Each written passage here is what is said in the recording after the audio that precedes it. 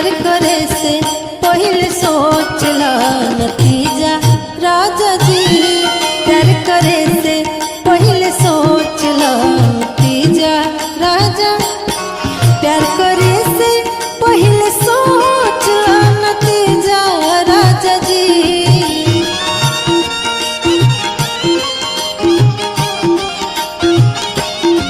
प्यार करे से पहले सोच ला नतीजा राजा जी।